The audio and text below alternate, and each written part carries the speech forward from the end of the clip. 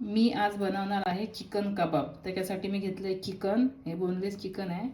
हे संडेला चिकन होतं, त्याच्यातले मी थोडेसे पीस बोनलेस पीस काढून घेतले।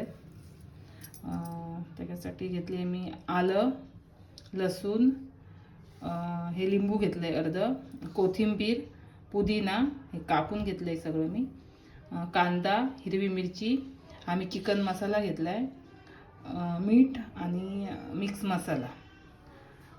चिकन मी मिक्सरला फिरवून घेणार आहे। चिकन मिक्सर फिरवून घेणार आहे। त्यात आलं टाकलं आणि लसूण, मी चिकन बरोबरच ते फिरवून घेणार आहे मिक्सरला। हे मी मिक्सरला फिरवून घेतलंय, त्याचा खिमा तयार करून घेतलाय।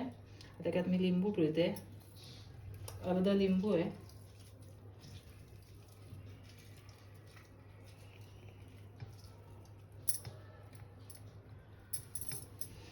कोथिंबीर,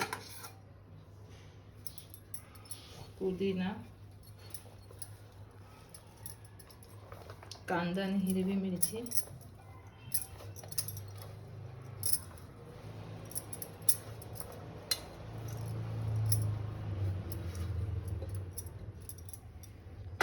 सगळे मसाले आणि मीठ सगळं मिक्स करून घ्यायचं आहे, छान मळून घ्यायचं आहे। ते अजिबात पाणी टाकायचं नाही त्याच्यात, एक थेंब पण।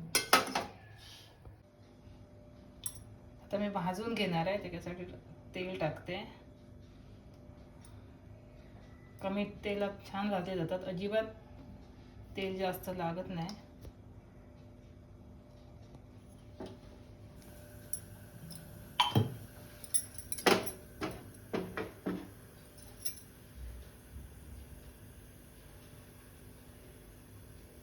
तेल झालंय गरम,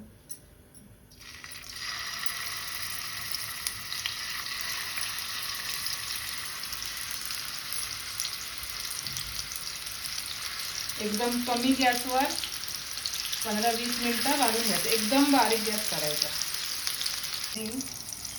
कबाब भाजले एकदम मस्त, दोन्ही बाजूने छान भाजले। मी काढून घेते।